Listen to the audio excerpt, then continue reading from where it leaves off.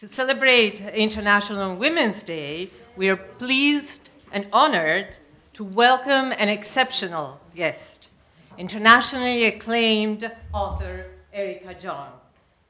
And in welcoming you as a distinguished guest and thanking you so much for having accepted our invitation, I speak also on behalf of the director of the Institute, Giorgio Van Straten. The fact that he's not here for International Women's Day is totally, a coincidence. Totally coincidence. No intentionality in it. In fact, he had scheduled this event and he wanted to celebrate March 8th, International Women's Day.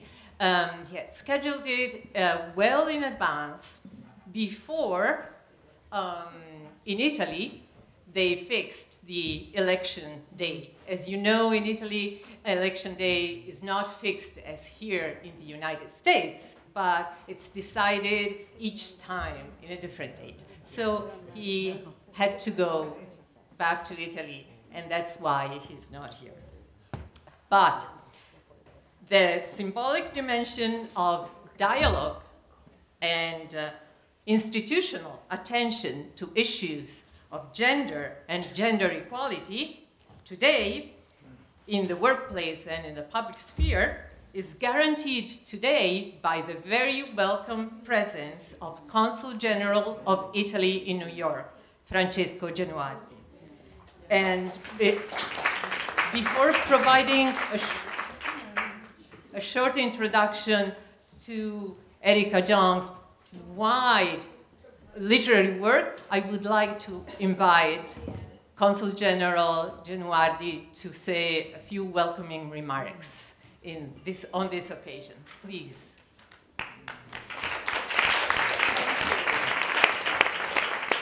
Grazie e buonasera a tutti. Good evening everybody. Happy International Women's Day everybody. Buona festa delle donne a tutte e a tutti. It's a great pleasure and honor for me to be here representing the small minority of men and also representing Italy and the Italian community in New York. I couldn't imagine a better expression of how much Italy cares about this day than this panel, this conversation of tonight. With the famous, the glorious Erica Jong and Maria Teresa Cometto. I'm sure that it will be a fantastic conversation. I don't have to add many words about Erica Jong, a fantastic worldwide known writer, but we are very proud and very happy also because we know of your attachment for Italy, for Italian language. I just heard you speaking Italian perfectly a few minutes ago, and I think that you have, along your career, you have done a lot for Italy, for Italian writer. I know that you were instrumental also with Umberto Eco's success here in the United States. Eco, I told you I introduced him to New York right in this institute. Wow. And that really means a lot. So grazie for what you did and you are doing and you will do for Italy.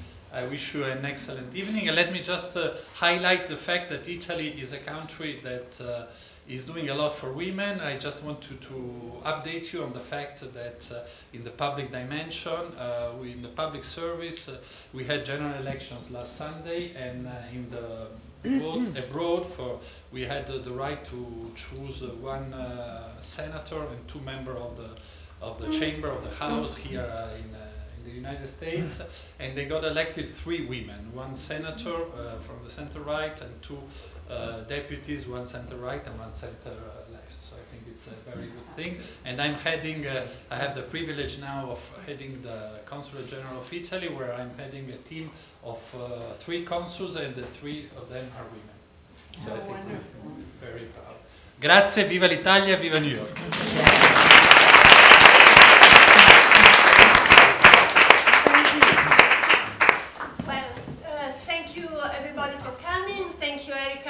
Thank you. Oh, you were more. Maybe we can talk about, as I said, as we can do it afterwards. Of course, What is it you want to do? Erica Jong. Go ahead. You need no introduction. Please. You need no introduction. You're a classic author. You have sold tens of millions of copies. Go ahead. So really, I'm going to say again what everybody knows that about her classic, what has become a classic, a novel of the 70s, Fear of Flying. I wanted just to say that, I wish I had known last year before coming back here to New York, because I would have brought my copy of Fear of Flying to sign my old copy. And, You're most welcome to send it to me and I'll sign it. Thank you. I remember, the 70s typesetting, the 70s, the yellow cover. Finally got a great cover. This is the 40th birthday edition in America, in Penguin Classic. You have no idea how hard it was for me to convince them to do a Penguin Classic. It took years. Yes. Okay. Still, I'm kind of cherishing that old yes. that old yellow copy with the paper is so bad that if you open it, it falls apart. Don't say that. So after that novel, I just want to mention that Erica Jong wrote many other novels. I remember Parachute and Kisses, How to Save Your Own Life, Come Salvarsi la Vita, Paracadute e Baci, e fino al più recente, up to the most recent, Fear of Dying, that in Italian was translated maybe better as Donna felicemente sposata cerca uomo felicemente sposato. And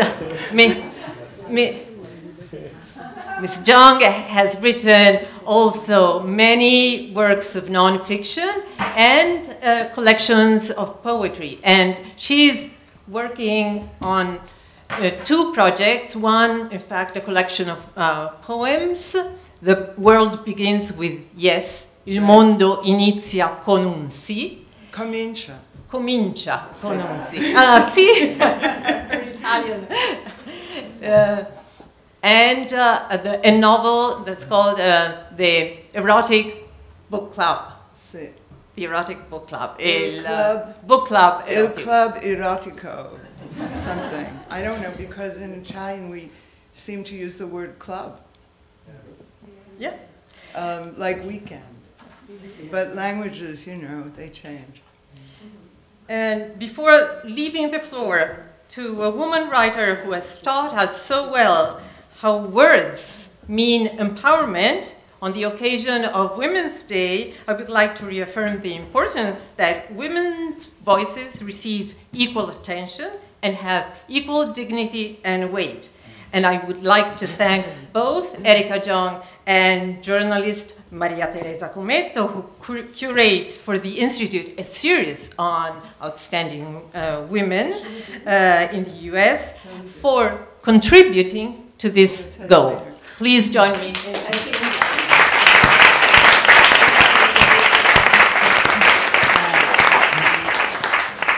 Okay, so thank you for coming, thank you for the introduction, and thank you, Erica, for coming here and celebrating with us the International Women's Day. Yes. Thrilled. Yeah. Okay. Which, by the way, is not usually celebrated in America, in my opinion, because of its socialist origins. Some people in Italy think that it is related to the Triangle Factory fire, which killed 123 women, but that's not true, because it happened in 1911, right. and it was the women of the Second Socialist International who decided 1 year earlier, in 1910, to create the International Women's Day, which became a national holiday in Russia after the revolution. Right. And so it was, for many years, it was celebrated only by the socialist movement and in communist countries until 1975, when the United Nations adopted the day, the International Women's Day.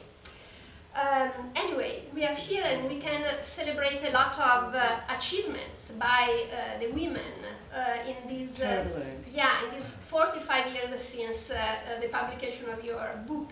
One thing I've learned is feminism moves like a snail. And whenever anybody says, "Oh, do you belong to the first wave, the second wave, the third wave, the millennial wave?" I say, you know, of course, that Mary Wollstonecraft in the 18th century wrote a Declaration of the Rights of Women.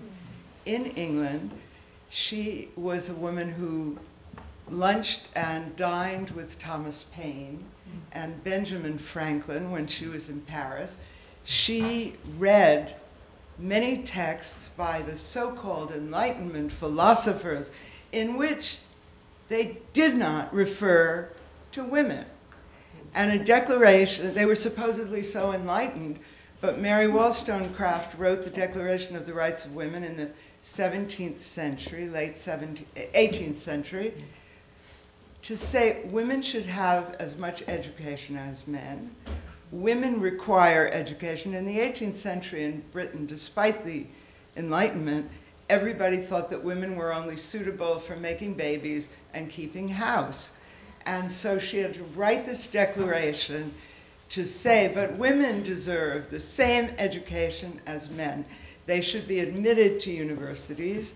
They should be allowed to study. They should be allowed to get doctor's degrees and master's degrees. And of course, nobody listened. And then what happened to Mary Wollstonecraft? She died in childbirth, like so many of our geniuses. And she married William Godwin, the great philosopher. They agreed to live in side-by-side houses, so each could write during the day, but at night they would come together for dinner. When her young child was asleep, he didn't have any children, and they agreed to live in side-by-side houses so that she would not become his housekeeper and caretaker, which then as now was more usual. And they did make love, and they conceived a child, a little girl, who became the wife of Shelley, Percy Bysshe Shelley. And that little girl, Mary Wollstonecraft Shelley, lost her mother, and her mother died in childbirth. So she grew up, Mary Shelley grew up, Mary Wollstonecraft Shelley, going to her mother's grave and talking to the stone. It's a wonderful story. And her mother seemed to speak to her in her imagination. If I could total up all the great, brilliant women in history who died in childbirth, you would be amazed. And even today, in the United States, many black women die in childbirth, many more than white women, because the facilities for maternity are so terrible. And in fact, our great tennis player has been talking about that to the press. The hospitals, they'll get even worse now that most of our doctors for many years were immigrants. We don't produce enough doctors. We don't produce enough nurses in this country. And now that the male menace, whose name I wish not to mention, the orange male menace, now that he's stopped the flow of immigrants from countries where they do train doctors and nurses, there will be many places among the people who voted for him where there are no hospitals, no doctors and nurses. That's kind of revenge on Barack Obama or something that I can't imagine. Okay, and many, many women of color die in childbirth still in this country, in the 21st century. Talking about fear of dying during childbirth, Yeah. Earlier you told me that while you were having Molly, your daughter, you told your gynecologist, don't let me die because I'm writing a book. Is that No, I said, I'm writing the best book of my career, don't let me die. And the book was Fanny Hackabout Jones, which is still my favorite novel, and which in fact Julie Taymor and I are making into a television series. Great. So we hope. Let's go back. God knows with the entertainment business, you never know. Okay. Yeah. Yeah, your most famous book is still Fear of Flying. For the very few people who may not have read it or don't remember it very well, can you summarize Isadora's story and what inspired you to write it? Isadora is 29 years old, going on 30, and she's married to a Chinese-American psychiatrist who's great in the sack but doesn't talk to her. In fact, his conversation consists mostly of, what did you think? Because he's a Freudian. They've been married for 5 years. She likes him, but she's getting quite bored. And at a Congress of Psychoanalysts in Vienna, with Vienna, which threw out the Freud family, inviting Anna Freud back after throwing her famous father out of Vienna because he had the misfortune of being Jewish. She meets a psychiatrist who's a wild man. And her husband is not a wild man. Her husband is boring. He's really boring. He's farting, she's snoring, and they've reached the point in a marriage where ennui has set in. And there's this British psychoanalyst who believes that Dr. Lang is right, that crazy people are the most brilliant in the world, and he runs after her, she runs after him. They take off from the Conference of Psychoanalysts, and they go on a mad journey across Europe, during which time, and they wind up in Paris. He has a little green MG. In those days, I liked little green MGs. A man had a little green MG. I was in it in a flash. And she's starting to discover her sexuality, and she's going to be 30, which for every woman is a crisis. So she thinks, it's now or never. I better find out what this is all about. They go to Paris, and in Paris he reveals to her that he is meeting his girlfriend in France. Well, there was never any mention before of a girlfriend. And in fact, she left her husband and blah, blah, blah, and they stayed all over Europe in pensions and campsites, and they fucked their brains out, except there was a problem. He was impotent. Because he was kind of afraid of her because she was smart. Something that had happened to me a lot in my life. And anyway, he takes off, the great lover takes off, the great impotent lover takes off, and she's left alone in Paris in the Hotel de la Harpe, on the Rue de la Harpe, a roach-ridden trap, a student hotel in Paris. They are the worst. And she thinks about, why am I so afraid to be alone? Why is being alone so terrible? Because if no man loves me, I have no identity. And she does this dialogue of self and soul, which for me is the center of the book. And she finds herself in her loneliness. And really what the book is about is, how does a woman find herself apart from parents, apart from lovers, apart from husbands, apart from professors, apart from whatever? How do you own your own soul? So that's really the struggle that goes through in the book. Every human being on this planet has to learn to own her own soul or his own soul.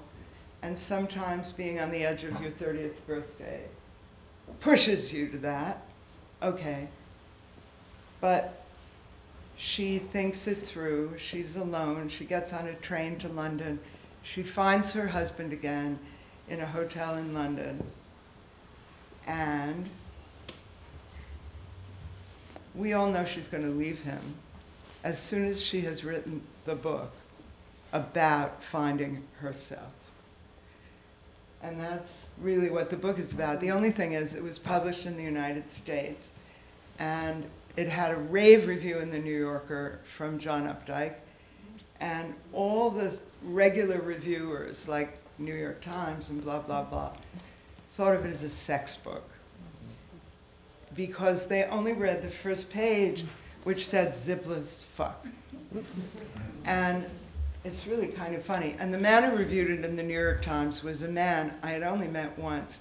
He had invited me up to his college in SUNY upstate somewhere for supposedly a poetry festival. And when I got there was no poetry festival, but there was his room.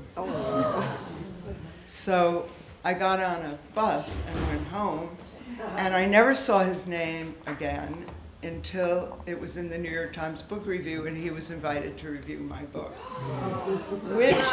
which always happens to women writers. This is not unusual. And he said it was another whiny feminist novel, of which we have seen so many of late. Can't bear them. Okay. That's my first novel. I'm curious, what happened in that room? In the room? In his room? Nothing. Because I took one look at him and I thought, I didn't like him in New York and I don't like him here.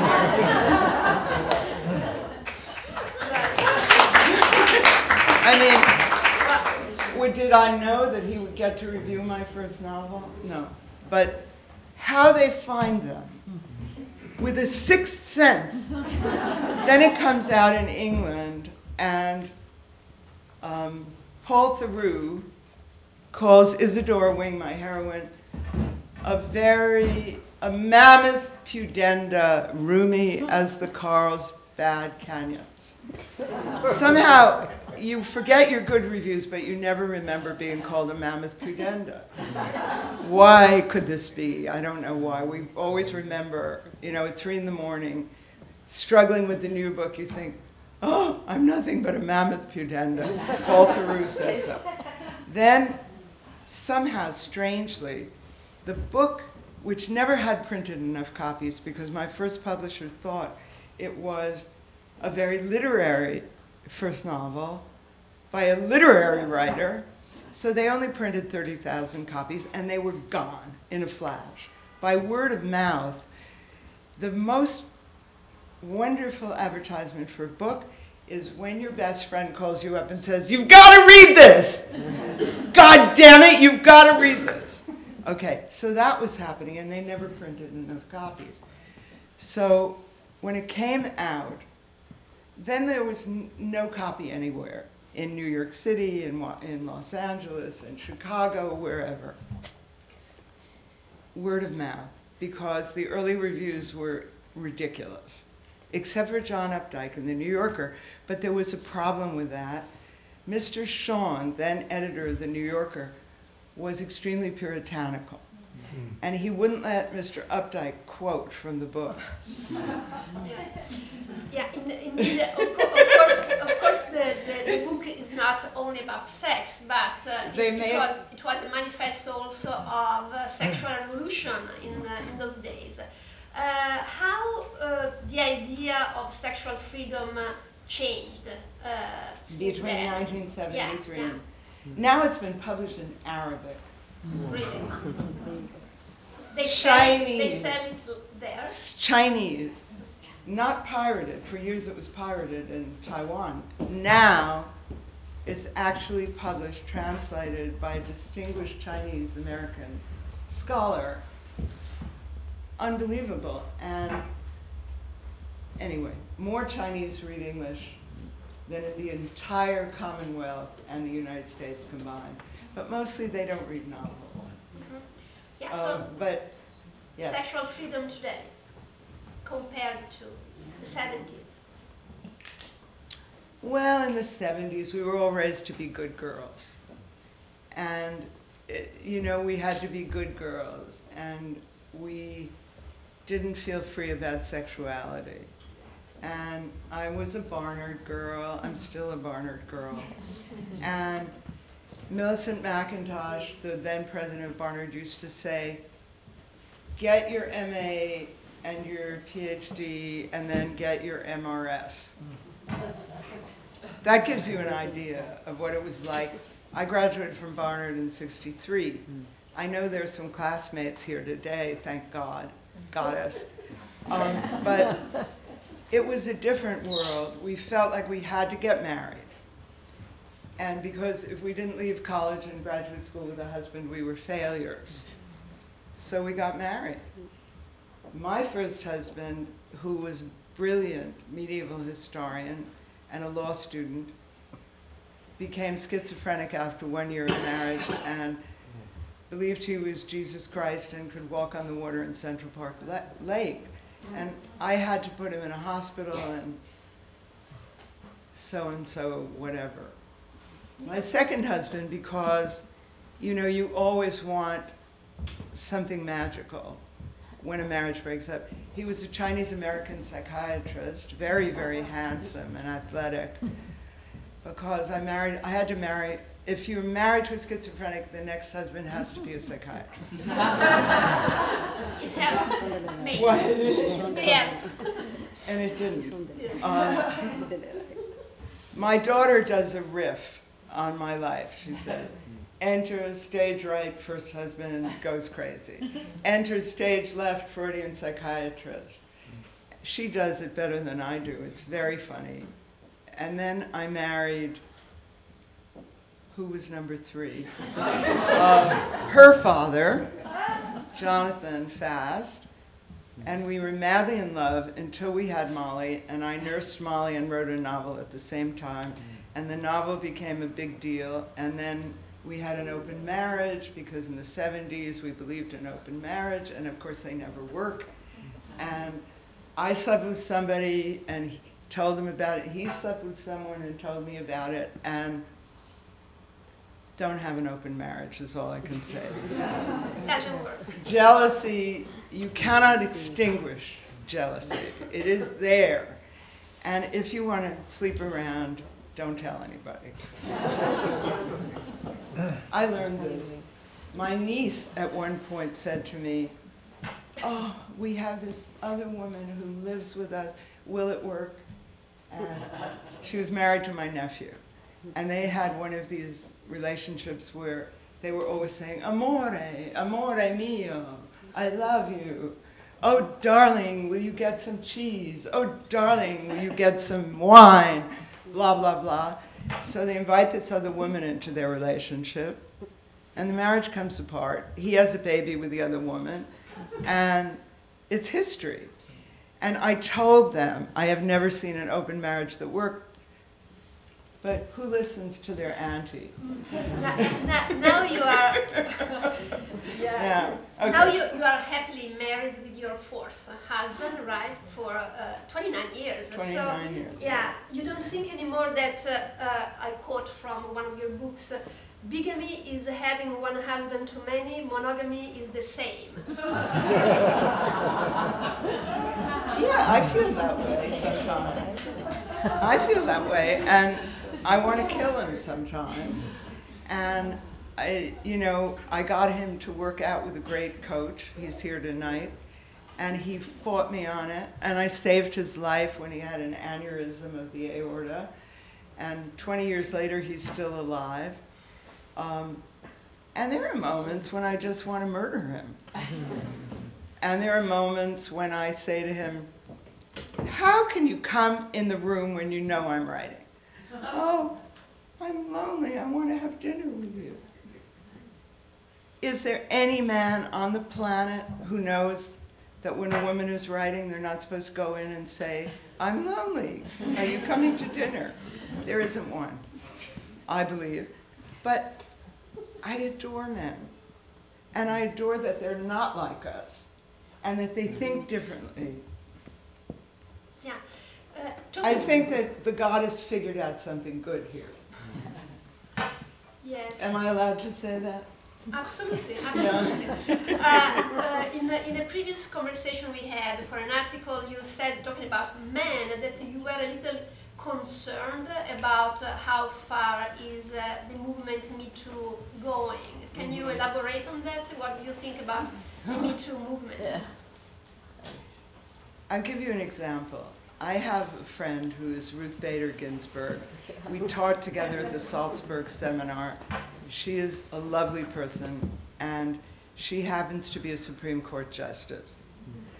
But she's really a teacher, and very nurturing and mommy-ish at heart.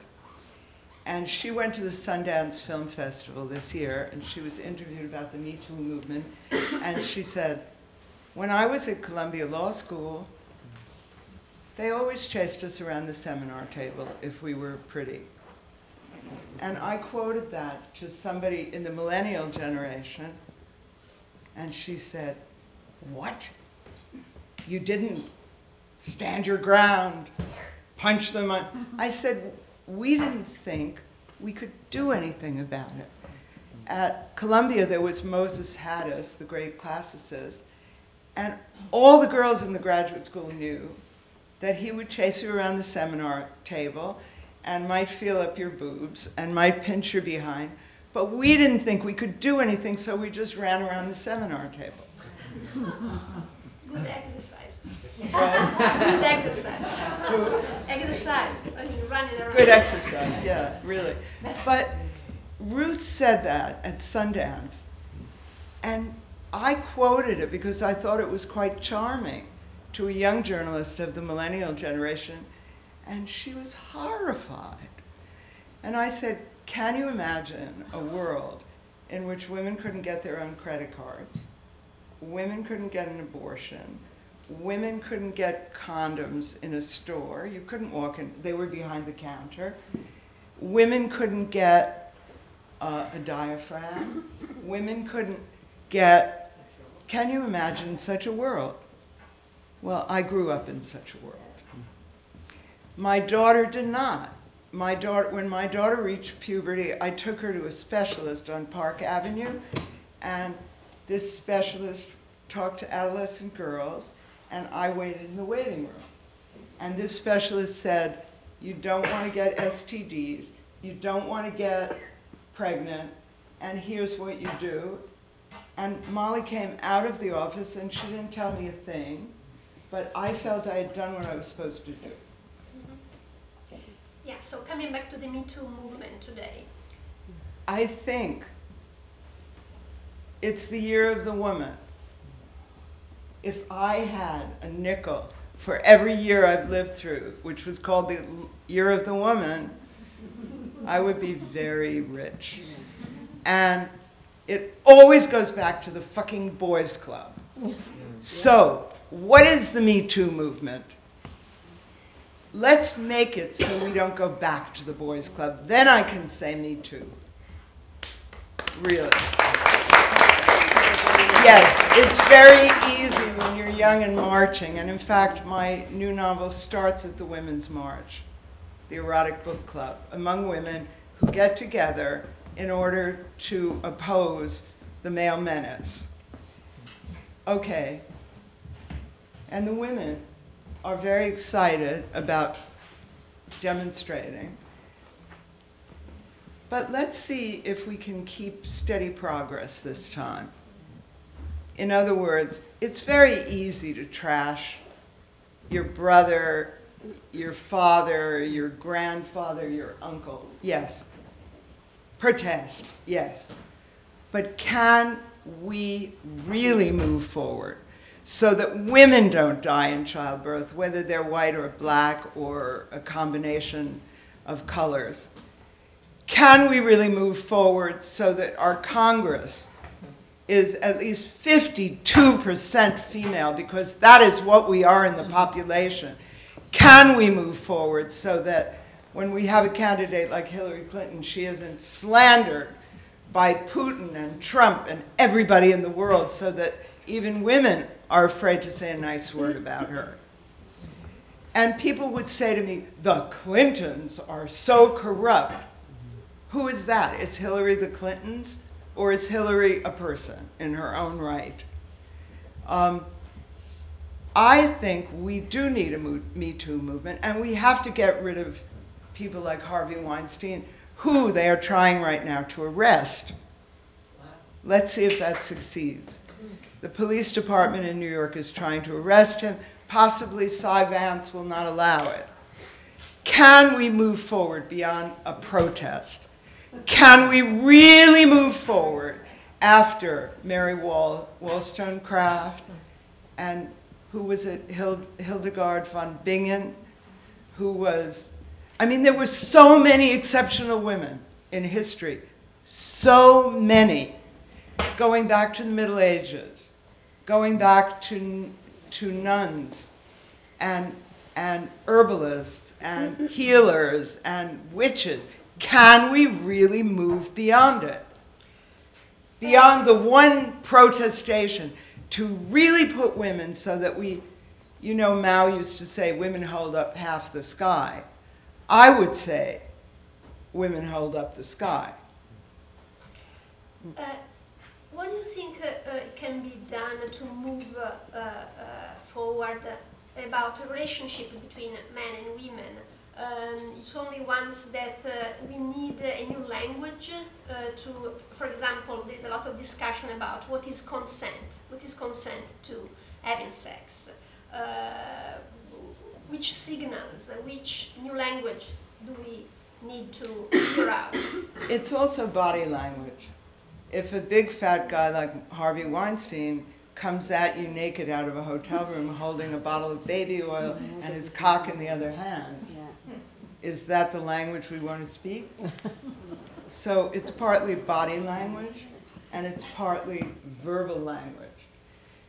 I can't imagine somebody saying, do you consent?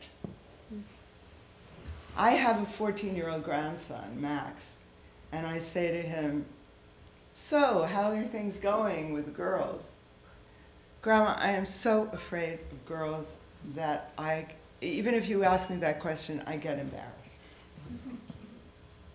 And I said, but it's easy. All you have to do is tell them they're beautiful. It's so easy. And he says, Grandma, I can't talk to you about sex. I know you write sexy books, but I'm not going to read them till I'm much older. Okay. When Max was 11, he said to me, was it 11, 12, Grandma, I'm having a very tough puberty. And I said, what's the problem? He said, oh, the mood swings. Oh, the mood swings, the depression, the elation, the whatever. I said, well, you better get used to it, because unless you die at the age of 8, you're going to go through puberty. And I said, and we all go through it. And I certainly had depression when I was a teenager, and I was afraid of boys and everything. And then he said, oh, is everyone afraid? I said, yes, everyone's afraid. And then he said, by the way, Grandma, will my penis get bigger? And I said, that's why you're in puberty. That's what it's about. And my daughter walks into the room and says, Max, don't talk to your grandmother about your penis. She'll never shut up. So that's my life, right? Consent. Consent is body language and verbal language. You know, I was dating my husband, my present husband, for about 3 weeks, 4 weeks, 5 weeks. I was never going to sleep with him because I had had so many attempts to find the zipless fuck that didn't work out, right? So we're up in Vermont one day, and he says, I say, do you think we're ever going to have sex? And he said, it's inevitable.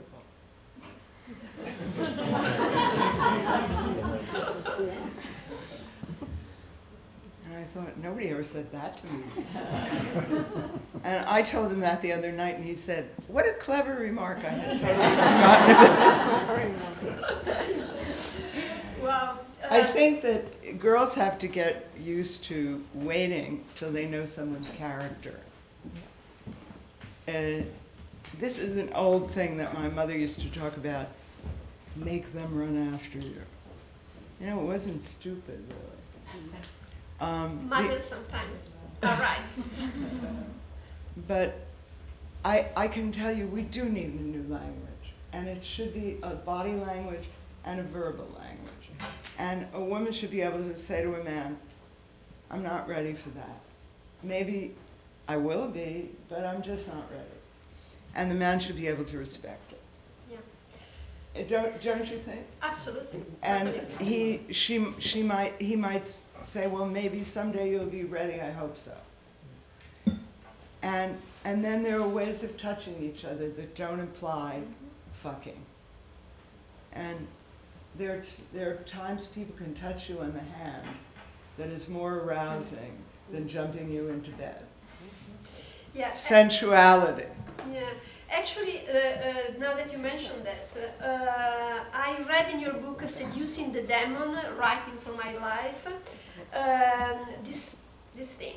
Quote, the best Italian lover I ever had could practically make me come by stroking my neck, unquote. That's true.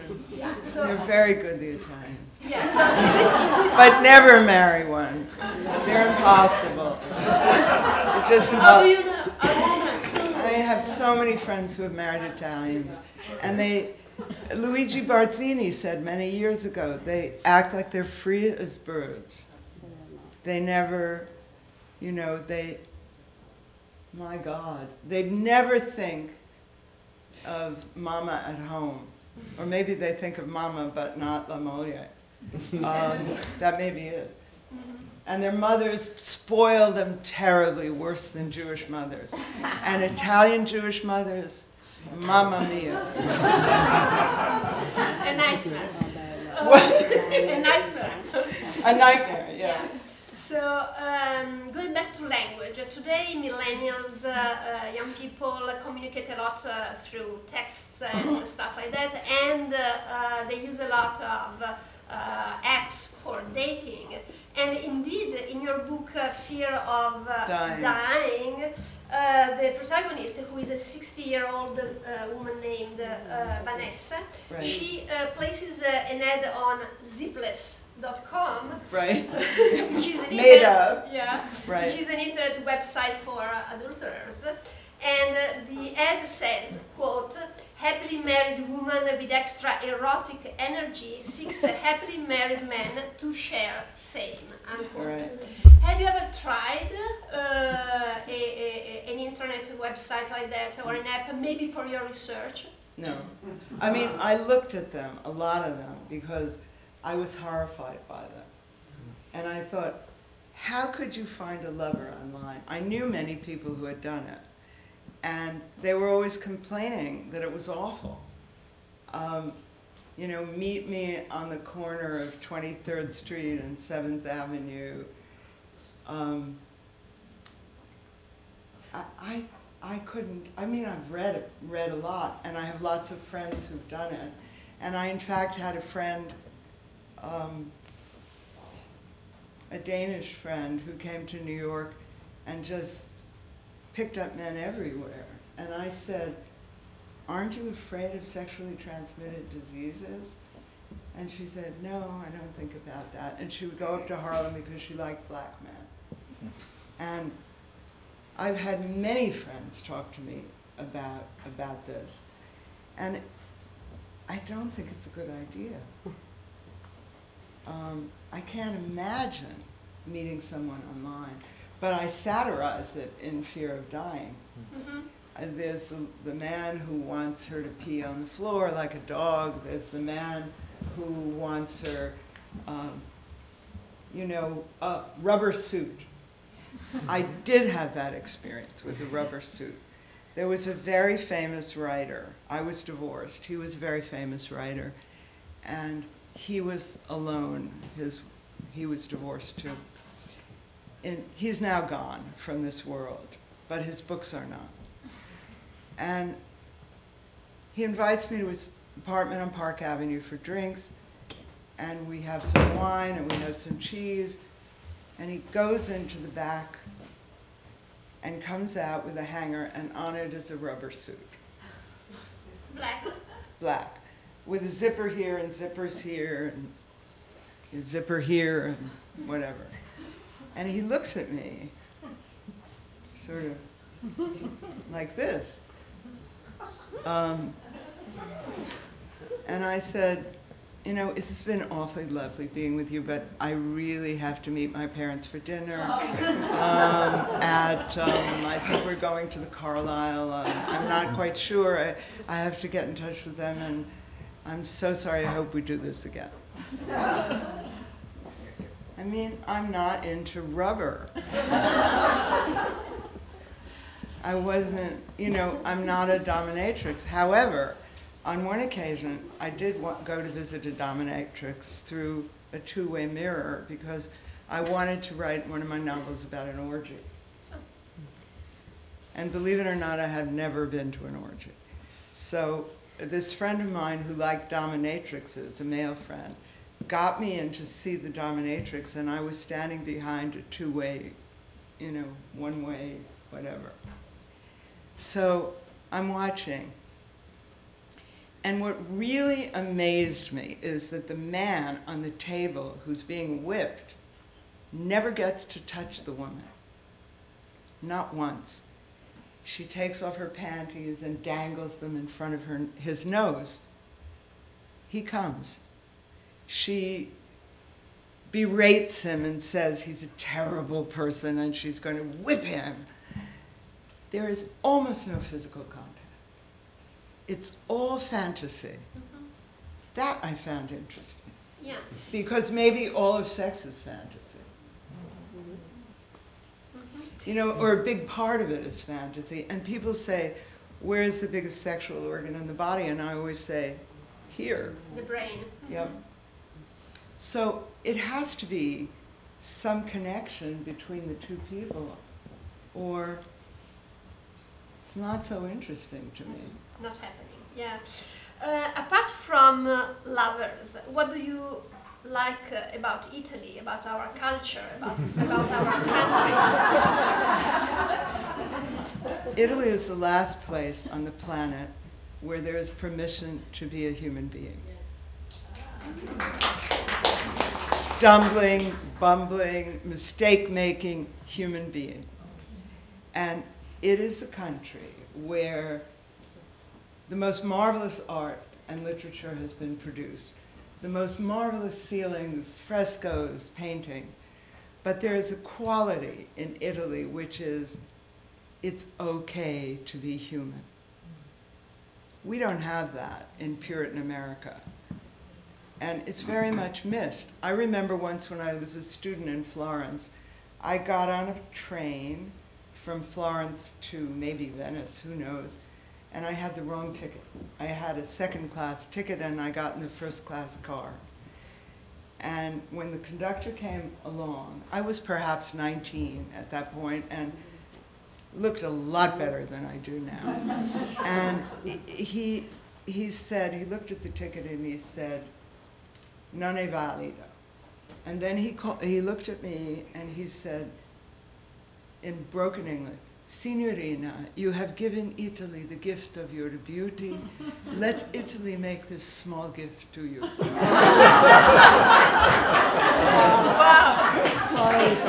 Well, that's very, very kind.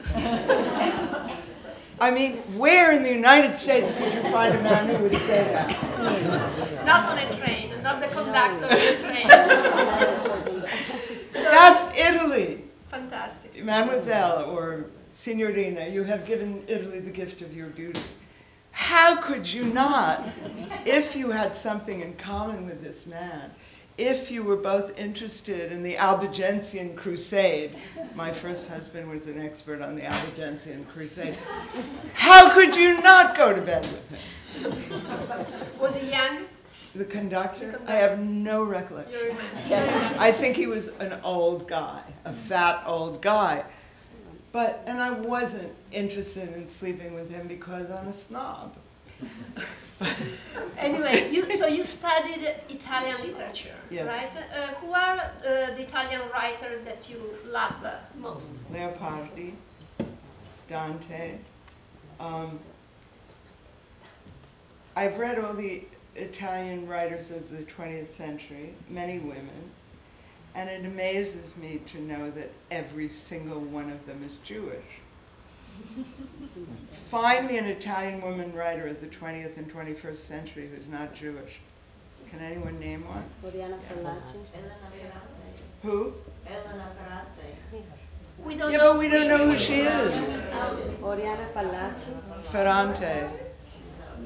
I mean, she's a wonderful writer. It's a pseudonym. Of course, all the Italian critics claim it must be a man. They always say that. No, lei non è giusta. But we don't know. Elena Ferrante is very, very brave because she doesn't want to be a celebrity in a celebrity culture, and I respect her for that very much. Our culture is more likely to make you into a People magazine phenomenon than read, right? Most people don't read. Also in Italy, Italians love to talk, but they don't read very much. If you look at the wonderful Italian writers of the 20th century, very few are not Jewish. And of course, this is understandable because we are people who worship the book. We worship the book. We believe the book gives validity to life. And we worship a Torah, which is a book, after all. And I know so many writers in Israel, in Scandinavia, in former Yugoslavia, and it's very hard to find one who's not Jewish. I mean, there are many, many writers who are not, but Umberto Eco was not. We don't know. And Gifts. what? Gifts. The conductor gave you this gift, and you told me earlier that you want to present a gift to the audience with this new poem about girls. So this is a very special occasion. First time that Erica reads. Okay, great. This Well, poem. it's International Women's Day, and a great friend of mine at Rancho La Puerta, where I go every year to do yoga and eat health food and vegetables and stuff, and where I actually learned to do yoga many years ago, 35 years ago. He was there when Ken and I were there a few months ago, and he said, Erica, I met you years ago at Rancho La Puerta, and I have something to say to you. You have to write a children's book for girls. And I said, why? And he said, because it's time. Okay? So I'm in the middle of a novel, and I don't want to take time away from that. But it struck me that it was important that I write a book for girls.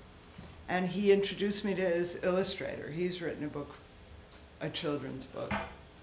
And his illustrator is from Disney and is a famous cartoonist and whatever. I went home and I wrote this. Girls. This is to be a children's book. When girls are born, the goddesses rejoice because girls echo the life we give. Pictures live and books and music and maybe babies. There are lives on this blue planet, not all of talk, but many sing in their different voices. Whales, snails, turtles, geese, all have a lease on life. Their music makes the world turn. Girls twirl, even when they are babies. They make the world whirl, too. Girls count, girls scribble, girls read and read and read. They make beautiful things of color. Girls sing, girls fling things on the floor. Girls dance and prance and lance with light. Girls communicate and speculate and hyphenate. They love words so much, they make them up. When they grow older, they win girl-o-ships to study everything. The more a girl knows, the more lovable she grows. Some girls sew, some row, some hoe, some mow the grass to make it grow. Some study stars, knowing they themselves are made of stardust. Some search for distant galaxies. Some guide, some ride, some try to hide so they can study the lives of stars. Light moves them to ecstasy, brings them joy. Occasionally, so does a boy. But some girls prefer girls, and some love music most of all, or poetry or song. Some are big, some small, some dark, some light, beautiful as angels, with hair their halos, and eyes their suns, and mouths for tasting the world. As girls rise, they focus their eyes and see the stars. Some girls get mean and outgrow it, becoming wise and serene. Growing raises everything if you sing. Sleep and sun help grow girls. So celebrate, girls, the blossoms of earth, the light, the energy of love. Boys are gorgeous too, and funny and wise, growing too slowly. They love girls carelessly, and girls refuse their carelessness. Girls must grow them up, teach them how to love, which scares them more than girls. Imagine that. How can anyone be scared of girls? We think there are only two kinds of people, girls and boys, but there are more. Some on wheels, some on legs, in eggs, some as yet undiscovered, on undiscovered planets among the blazing stars.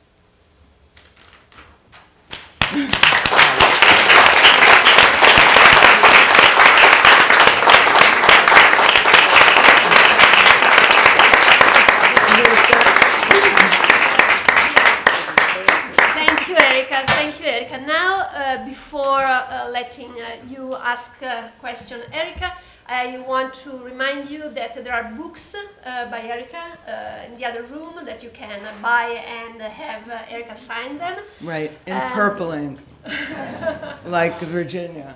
Yes, and okay. And also that our next event will be March the 22nd with Cecilia Alemani, the curator of the art on the High Line. Wow. Yes, she's a great girl. Great. Yeah. Girl. So, who wants to ask the first question? Girlos. I made that word up because I support a girloship at Barnard. In writing, and I refuse to call them fellows. So I call them girlos. Anyway. So anybody? Yes. Okay, over there. The poem that you read, is that going to be published?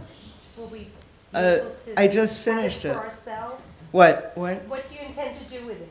I'm going to make a children's book out of it for girls. I have a granddaughter, Beatrice. She calls herself Bet. She's 10. She reads 6 books a week and writes poetry. And she seems like me when I was 10. And she's, and her mother says, "Oh, whatever you do, Bet, don't be a writer." It's the most horrible profession. It's the worst. Her mother has published 3 books with Random House.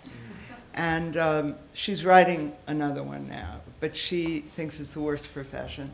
She said, marry someone with a lot of money, and he shouldn't be Jewish, because we have all these Ashkenazic diseases. Marry someone Chinese or African American or something, because these Ashkenazic genetic diseases are going to kill us. And she says, we should not be so inbred. We're all too inbred. Molly and her husband discovered they were distant cousins. Wow. When they did 23andMe. My grandparents were distant cousins. You know, it's a problem. You know, the Romanovs had hemophilia. The Jews have Crohn's disease, irritable bowel syndrome. And God help us, they become writers. Okay. Another question. Over there. My question is, what can can we do? Louder, please. Louder. Can we have a mic? My question is, what can we do for unequal pay for equal work for women in this Equal country? work. Equal job, but a woman makes 70-something cents on the dollar than a man makes. It's 74 cents on the dollar, or And they 70. say, Yeah. if you want to know about equality, follow the money. Do I need to repeat this Yes, question? great.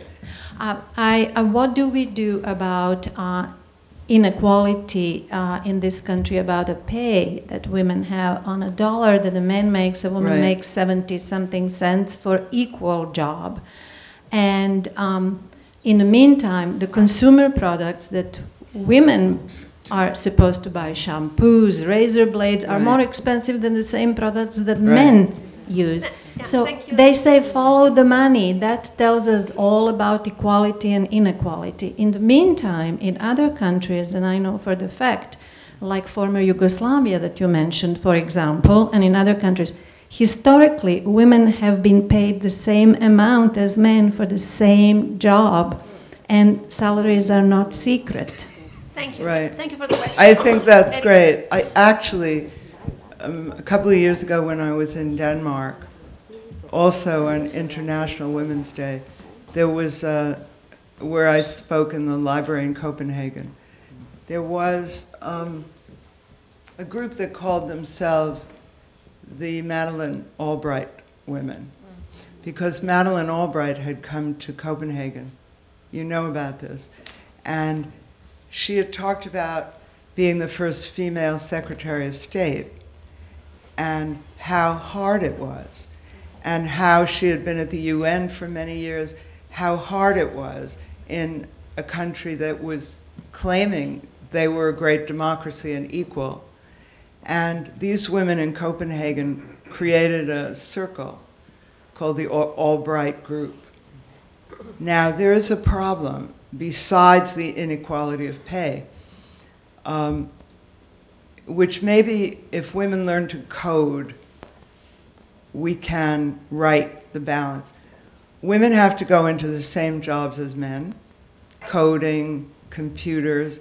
Women have to also go into the financial business, which currently pays a lot more than many, many other businesses. Women have to go into every business that is prosperous and successful. You can't, you know, in America, teachers are starving, as you know, from the teachers in West Virginia who were on strike, were promised 5%, got 3%, and continued to strike week after week until they got 5%. There's also the problem that school supplies are often bought by teachers, and they, under the new tax law, can't deduct anything as a business deduction. They bring oak tag paper and pens and crayons to their students, and it's not considered a deduction in this disgusting tax scam they've just passed, where California and New York and Massachusetts and all the states that are blue states have been penalized by not being able to deduct our state taxes. And it's just piss on you, Democrats. It's so obvious. As long as we have the treacherous GOP in league with the Russian Federation, and now it seems the UAW, we will not have equality. In fact, we are watching a government that wants to take us backwards. And they have both houses of Congress and the presidency currently occupied by the American Nero, who will probably burn down this country and start a war with North Korea just because he's pissed off and he doesn't like little rocket man. We have perhaps the most ignorant impetus, as I call him, not POTUS, in the history of this republic. And it makes me think of what Benjamin Franklin said. You know, all those Enlightenment guys studied the Greeks and the Romans and ancient history. If I were to go back to Barnard now, I would study ancient history, and I would learn Greek and I would learn Latin. I didn't know that at the time. I was so driven to be a writer that that was all I cared about. But I would basically, at this point in my life, study ancient history. Well, Benjamin Franklin studied ancient history, as did all those founders. And he said, you may have your republic. Now try to keep it. It's easy to establish a republic. It's very hard to keep it a republic. And we have come to a crisis. There have been other crises. Andrew Jackson, you can think of, many crises in America. Abraham Lincoln having to bring the Union together, et cetera, et cetera. But we have come to a crisis now where we have an ignorant, non-reading impetus, and we have a Congress that is treasonous. All they want is tax breaks for the Mercer family and the Koch brothers. These guys call them up and say, if you call me during the next election, I won't take your call unless we get the tax bill. That's where we are. We are as corrupt as the Roman Republic became. And what are we going to do about it? And the Democratic Party is far from perfect. However, they don't want everyone to die in the streets without health care. And they don't want your grandmother selling apples because she has no Social Security. Those two things are enough for me right now. Okay. Yeah. Another couple of questions, maybe? One over there. I have a question. Besides the initial reviews that you got with your flight canal, you said some critics were dismissive or didn't give you positive reviews. Do you feel like over the years, as the years progressed, and there was a little bit more advancements in women's libs and things like that? It's been amazing. Were subsequent books? I mean, the book is now published in Islamabad, for God's sake. Oh, I'm not talking about just that book. I'm just asking, that was your first book, yeah, and how it was reviewed. But over the years, as you became more of an established writer also, and your subsequent books, did you feel like you were getting the reviews that were suitable? I mean, not that you were still being dismissed or not good or, shunned aside. I mean, do you feel like people were respecting you more? Not in my own country. In Germany, in Italy, in France, in the former Yugoslavia, yes. I'm seen as a writer. Most of the awards my writing has won have been in Europe or the Middle East or China or Japan. No one is a prophet in her own land. We know that. And the way my books have been dealt with in America, you would think I never stopped writing about the zipless fuck. But you know what? I give a shit far less than I did in the beginning. Leaving graduate school at Columbia and publishing a first novel when I was steeped in the Enlightenment, in the feminists of the past and the present and the future, I could not believe the stupidity. Right? I was like this naive from graduate school. And it hurt a lot in the beginning. Now I don't give a shit, basically. Yeah, you go on TV and someone like Charlie Rose says, why do they call you a pedantic pornographer? Now the Me Too movement got him too. So, bye-bye. Okay, next question. Over there. We're in debt to the Me Too movement. I know. Our children.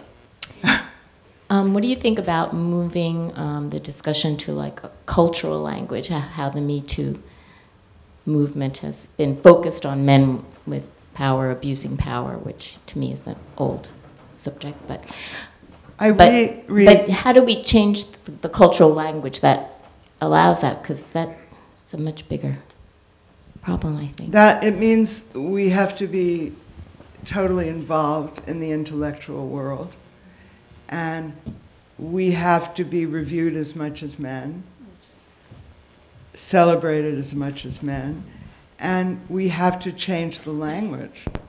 I mean, okay, in my small way I say girlos, because I give these grants at Barnard, and I refuse to call them fellows because they're given to women. And I think it's kind of funny, but we can change the language. The language is constantly changing anyway. And you write a book in Italian and it's going to be called Il Club dei Libri Erotici. I mean, English and Italian are melding. In France they say the weekend. And languages change constantly. When will they change in favor of the world, the half the world that holds up the sky? We hold up the sky. I mean, there's no doubt about it. And men know it, smart men know it. And smart men like smart women. They don't want to sit at dinner with someone who's a porn star. You know, they might want to fuck a porn star when they're sowing their wild oats. But what are you going to do after you fuck her? And maybe some porn stars are very smart. I've met some who were. I don't want to put them down. They're women working the only way they can work. Sometimes that's the only job they can get to feed their children. So I don't want to put them down either.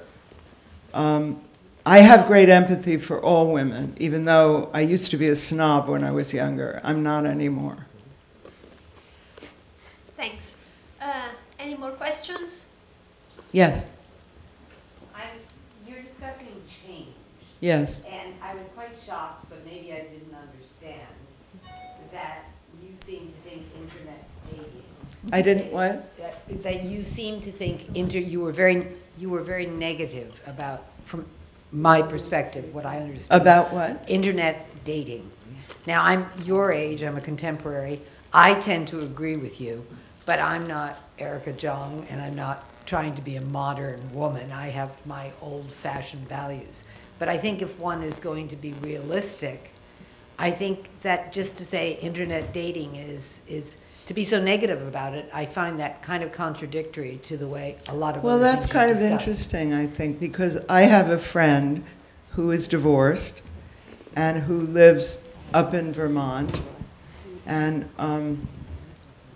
she puts it out there on the internet all the time. She's a brilliant woman. She's written wonderful books. And she says, I'm not going to live without sex.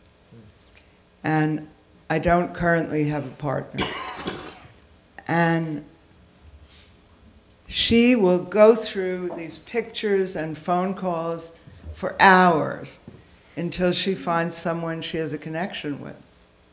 And good for her. She was telling me all about it. And she'll go on various sites. She gets the picture of the guy. She gets their description of themselves, which is full of lies usually. They claim to be 20 years younger than they are. They claim to have many degrees they don't have. They claim to be beautiful when they're hideous. And she says she's willing to do that because there's no other way for her to meet men. And I say more power to her. Maybe I am a snob. I have had a lot of good experiences with men and a lot of bad ones. And now I've been married for 29 years, and I really have a meeting of the minds with my husband. We can have a huge fight and get into bed and hold hands. I once told my daughter, I said, Ken and I wake up 3 in the morning and hold hands, and she said, I can't believe that. My daughter is going to turn 40, and her husband is 53, and she has 3 children, and she can't believe that two old farts like us could hold hands at night. So maybe I'm not in a position to know at this moment in my life. Many times in my life when I was single, I made terrible mistakes. And maybe that's what I'm thinking of. Thank you. Okay, I think that we can close our conversation here. God. Thank you so much for... Thank you for coming.